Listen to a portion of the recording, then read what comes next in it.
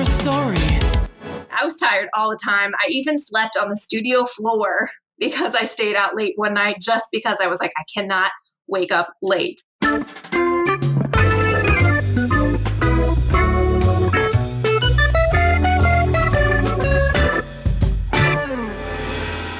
Hi, I'm Rose from Your Morning Show with John, Riley, and Rose on Hot 99.5 in Washington, D.C. and Z1043 in Baltimore. And I'm going to talk about how I hustled to where I am and what I learned along the way. So when I tell people that I work in radio, one of the first questions that I always get, other than who's my favorite celebrity that I've met, is how did I get started? Like, how did you get into that?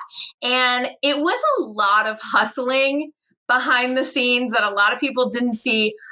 But and it still is, but in a different way now than it was in the beginning. So when I first started, I was an intern in Jacksonville, Florida, where I basically learned like the ins and outs of radio. That's where I fell in love with radio. I went to school full time. I went to work, and then I went to my internship. So I was working pretty much all day long.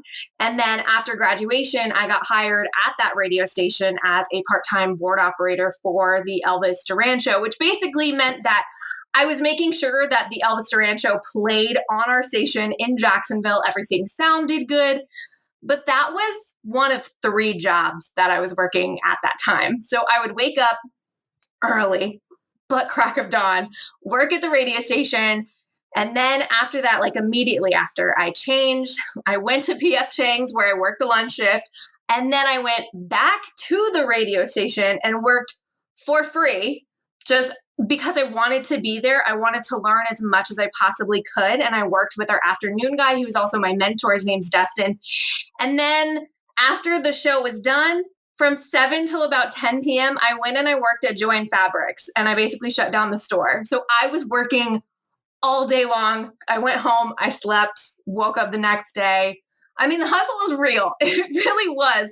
I worked weekends, I worked holidays, pretty much all the shifts that nobody wanted, but I needed money. I wanted to make my dream happen. So I did it. Like my friends were going out to bars and partying, and I was like, yeah, sorry, I have to wake up early. So I'm going to go to bed.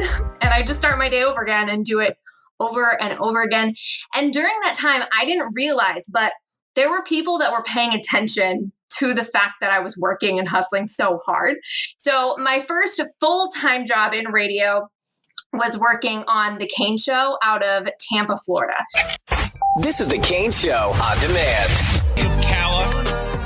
Kayla did it. Yep. So that's kind of like my first big break, I guess you would say. And I actually met Kane when I was working my first job of the day at that station in Jacksonville, Florida. He was in town working out of our building, and I was so excited. I was a huge fan of his show. I listened every day. Like I had it on in my back pocket while I was walking through Walmart. And so when he was in our building, I was like, okay, I just want to like talk to him. I just want to like pick his brain and like see if he needs anything. And he was in a different building. You know, sometimes equipment doesn't work, but not that I could fix it. I just wanted to be there so he saw my face every day. And like working with him was the dream. Like that was my dream job. So every morning I'd wake up, go to the studio in my big parka jacket, even though Florida doesn't really have winters. And I would stop by his studio. I would say hi, see if he needed anything while he was in town. And we just had conversations. We kind of like got to know each other. And he laughed at how big my coat was because he was wearing shorts. Because he lived in DC. He's from Danbury, Connecticut. So it wasn't like cold to him at all. And I told him about all my jobs that I had. And I, was just saying it because that's the reality of my life at that point. And I didn't know, but he took notice. Like he was paying attention to what I was doing. So a few months after that, I met the program director in Tampa, who eventually became my boss. And we had conversations, and he asked what my dream job was. And I said, I want to be on a morning show. I want to work early mornings. I want to be with people. I want to talk to people. And I said I would go anywhere. He's like, would you go to Nebraska? And I'm like, absolutely. If that's where the job takes me, I'm going to go. He took note, and I didn't realize. I was just having a conversation with him. So not long after that, I got a job in Orlando and I was still part-time, but I was working at the station that I grew up listening to with the morning show that I grew up listening to, which was so cool for me because I felt like I knew these people already. And I still just wanted to learn as much as I possibly could. So I stayed for the music meetings. I stayed and asked questions about how the music was scheduled. And I just wanted to soak up everything. So I didn't notice, but my boss in Orlando noticed. He was paying attention to that too. So a few months after that, like literally a month or two into that job, there was an opening for the Kane Show. And I was terrified because I had just got this job in Orlando.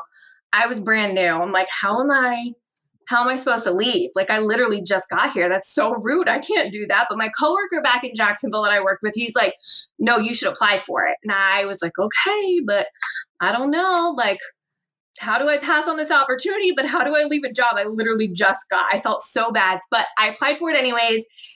And I was at that station for maybe 2 months, like I said. And I told my boss, his name is BMAC, and without even saying a word, I was terrified. He turned to his computer and started typing. And I was like, what is happening? And he wrote the program director in Tampa, the one that I met a few months before and told I wanted to work in mornings, and basically said that he needed to hire me.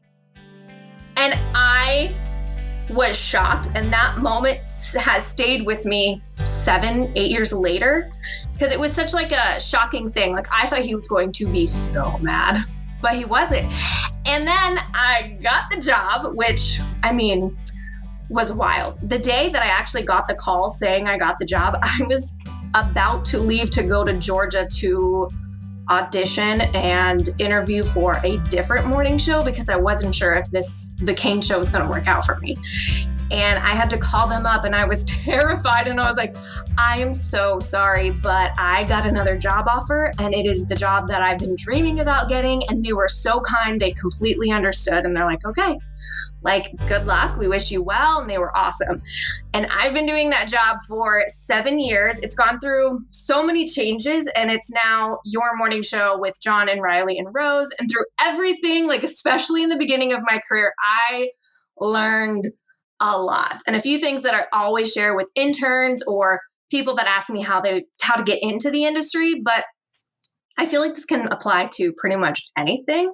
So the first one is you never know who is watching you hustle to make your dreams come true, whether it's someone who can help you along the way to inspire your dreams or like help you push towards your dreams, or somebody who is just getting inspired by you for their dreams. So make sure that you always hustle for what you want. Like I said, I worked 3 jobs at the beginning.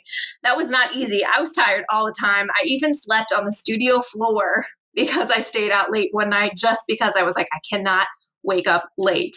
I have to do this job right. And even to this day, I still work multiple jobs. Like, your morning show is my main focus, but sometimes I have like 2 to 3 side jobs that I still do for fun or just to like expand on other dreams that I have, because dreams change as you get older.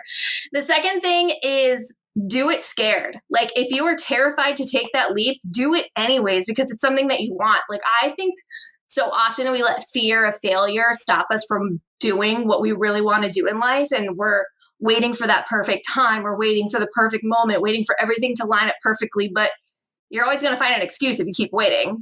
There's not going to be a perfect moment necessarily. So whatever it is that you want to do, just do it. Like, when I first started on the Kane Show, I was terrified of saying something stupid on the radio. I still have moments. I say stupid things all the time on the radio. But when I first started, every morning I was so scared of messing up. I made myself sick. Like, I puked every morning before the show, but I did it anyways. And it turned out to be awesome. And afterwards I was like, wow, there's nothing for me to be scared about. Like, I'm going to figure it out along the way. And I did, and I continued to do so. So just don't let that stop you from doing anything. And the third thing, and I say this to everybody, I don't know if I can cuss, but you have to shovel the shit before you ride the horse. Like, I tell this to everybody that will listen. Essentially is like, you need to put the hard work in to make things happen before you're going to see the rewards. You can't just automatically expect to be the princess of the ball. Like, this goes for any career. So I feel like often we see those overnight success stories and we're like, oh, wow, they just made it overnight. But you never really see the hustle behind the scenes. You don't see that the person had sleepless nights, that they were working 3 jobs. You don't see that there were blood, sweat, and tears to get to where they are. So you have to shovel the shit before you ride the horse. And I tell everybody it, and they always look at me like I'm crazy, but just do it. And then number 4, the 4th thing that I tell everybody, just keep hustling, keep working hard. Your dreams are going to evolve. They're going to change, and how you work towards them are going to change too. And that's okay.